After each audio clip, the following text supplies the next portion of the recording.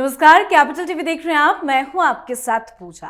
बिहार विधानसभा चुनाव में आज से प्रचार अभियान ने रफ्तार पकड़ ली है। छठ महापर्व के समापन के साथ ही अब राजनीतिक माहौल पूरी तरह से चुनावी रंग में रंग गया है।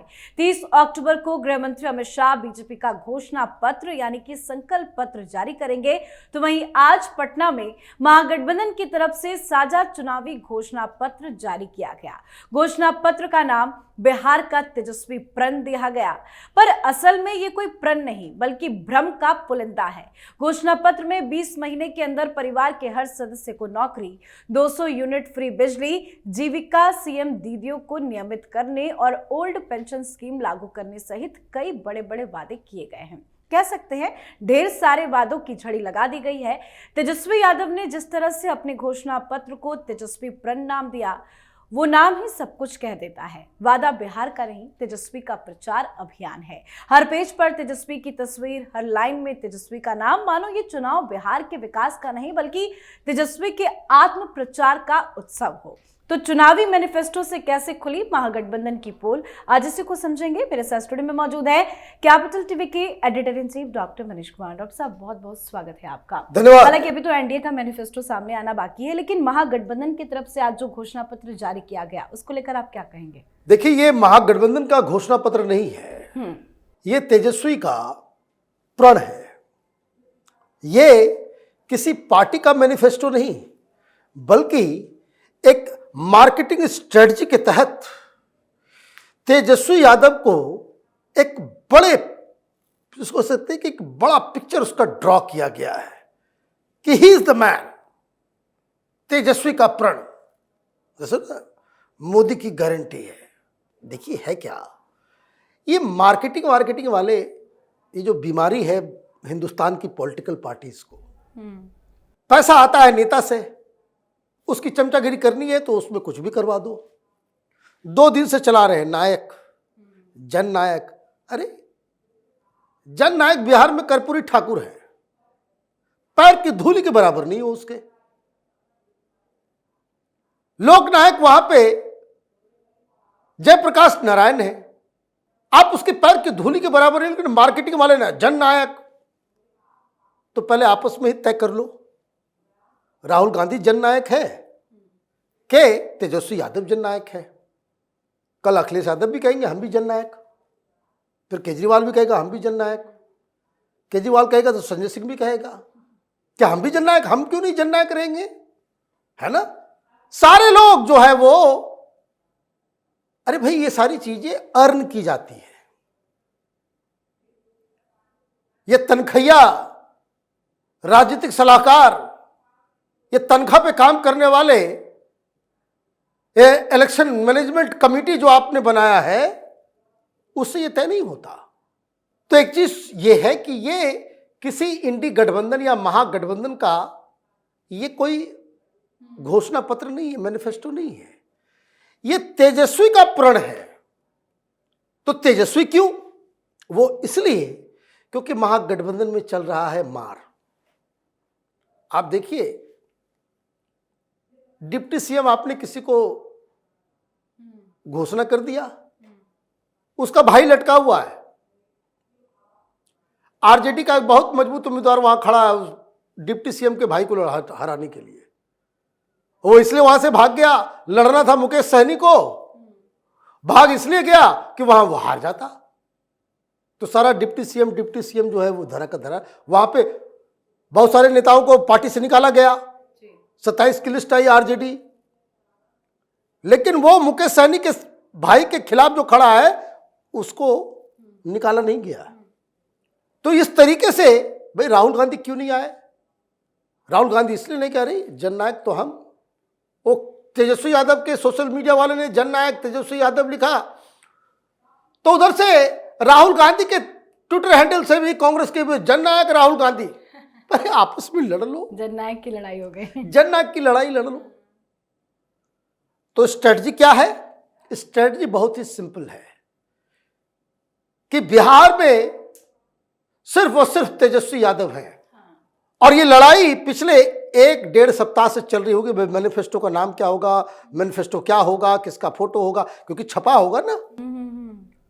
और आपको अगर कनेक्ट करना है, राजनीतिक इशारे अगर समझनी है, तो पप्पू यादव ने 5 दिन पहले क्या कहा था कि कोई तेजस्वी नहीं, राहुल गांधी के चेहरे पे वोट पड़ता है। उसका चेहरे गायब कर दिया। हर पेज पे तेजस्वी का प्रण, तेजस्वी यादव की तस्वीर, तो ये राहुल गांधी तो बौना हो गए। तो ये क्या है? ये महागठबंधन के अंदर जिस तरीके का आपस में एक दूसरे के प्रति लैक ऑफ कॉन्फिडेंस, विश्वासहीनता का एक पूरा माहौल बना हुआ है। वो चेहरा मुंह लटकाए हुए वहां पे डिप्टी सीएम जो वो खड़ा हुआ ऐसे फोटो में, तो वे अपना फोटो ढूंढ रहा होगा कि भाई यही, जब इस तरह की तस्वीरें, इस तरह का पोस्टर जब बनता है एनडीए की तरफ से, तो डिप्टी सीएम का भी फोटो होता है ना साथ में।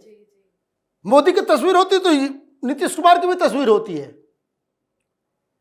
बीजेपी के पोस्टर पे यहां आपको साइड किया गया। इसका मतलब यह है कि ये आपस में ही लड़ रहे हैं कि बिहार में अब कांग्रेस पार्टी को घुसने नहीं देना है, जो करना है अपने से करना है। और यही कारण है, इस लड़ाई की वजह से बहुत सारे लोग पूछते हैं ना, राहुल गांधी क्यों नहीं गई, राहुल गांधी, भाई यही कारण है उसका। लेकिन अब तो जो तस्वीरें बिहार की समझ में आ रही है, तेजस्वी यादव के सामने तो राहुल गांधी बौने साबित हो रहे हैं, लेकिन खबर है कि कल वो जाएंगे, एक साथ चुनाव प्रचार भी करेंगे तेजस्वी और राहुल। किस मुंह से जाएंगे राहुल गांधी बिहार? अरे मैं बता रहा हूं, मेरी बात को आप मान लीजिए। एक मुद्दा वोट चोर, वोट चोरी, एसआईआर का जो लेकर के वो पूरा घूमे। हाँ। तेजस्वी यादव के मुंह से आवाज आ रही है। आज पत्रकारों ने पूछा तो वो निकल गया, नहीं सब बेकार बात है, हटो। वो साथ में जाएंगे, मैनिफेस्टो पे कम, और वही वोट चोरी का भाषण वो देंगे।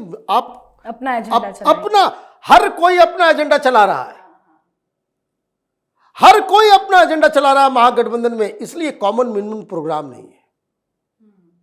ये कह दिया गया कि भाई आपको जो जो चीज इंक्लूड कराना है आप दे दीजिए लिस्ट, हम उसमें डाल देंगे, फिर उसका नाम क्या होगा, उसका क्या डालेंगे, वो सब बाद में हम लोग तय करेंगे। चेहरा तेजस्वी यादव का होगा। अब आपने कर दिया, जनता के सामने आप चले गए, और ये मार्केटिंग वालों का सिस्टम है, क्योंकि जो पर्दे के पीछे से ये लोग काम करते हैं, ये डाल देते हैं, ये डाल देते हैं, ये डाल देते हैं, ये डाल देते हैं, ये जो कुछ भी इमेजिनेटिव था, जो इमेजिनेशन जा रहा था कि हर घर को नौकरी दे देंगे, हर महिलाओं को ये कर देंगे, हर चीज, 30 लाख करोड़ का बजट हो गया।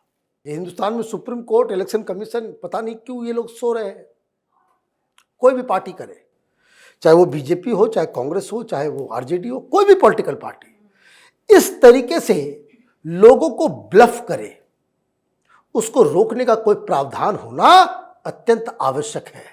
भाई कोई जननायक कह दे रहा है, कोई कुछ कह दे रहा है, कोई कुछ मतलब ही नहीं। एक बात समझिए, हिंदुस्तान में जननायक वही होगा जिसके ऊपर भ्रष्टाचार के आरोप नहीं होंगे। बेल पे निकला हुआ व्यक्ति जननायक नहीं हो सकता। जिसके ऊपर भ्रष्टाचार का केस चल रहा है, बेल से बाहर निकला हुआ है, भ्रष्ट है, वो जननायक नहीं हो सकता। आप विदेश यात्रा पे जाएं, ऐश मौज करें, गरीब जनता 2 जून रोटी के लिए तरसे, और आप ऐश मौज, ऐशो आराम की जिंदगी बिताएं, आप जननायक नहीं हो सकते। जनता अंधकार में रहे और आप लिमुजीन के सवारी करें, 5 स्टार होटल में खाएं, कोलंबिया, मलेशिया, पता नहीं कहां कहां घूमें, चार्टर्ड प्लेन से आप चले, हेलीकॉप्टर पे मछली खाएं, वो जननायक नहीं हो सकता। जननायक होने के लिए गरीबों के साथ समय बिताने का समय चाहिए, उतना आपको पूरा सिस्टम होना चाहिए, और गरीबों के प्रति आपकी संवेदनाएं होनी चाहिए। ऐसे प्रशांत किशोर वाली बीमारी पूरी दुनिया को लगी हुई है। हर पार्टी जो है वो लेकर के आ गई है। मैनेजर्स, इलेक्शन मैनेजर्स है ना, वो टाई कोट पहन करके आते हैं, और वो एजेंडा, सर्वे और ये सब, इस बीमारी की वजह से आप देखिए, ये तेजस्वी का प्रण, ये न सिर्फ फेल होगा बल्कि लोग इसका मजाक उड़ाएंगे। जी, बहुत बहुत धन्यवाद समझाने के लिए। धन्यवाद। तो बात अब पूरी तरह से साफ है, बिहार का चुनाव अब सिर्फ एक राजनीतिक जंग नहीं बल्कि सच्चाई बनाम झूठ के एजेंडे की लड़ाई बन चुका है।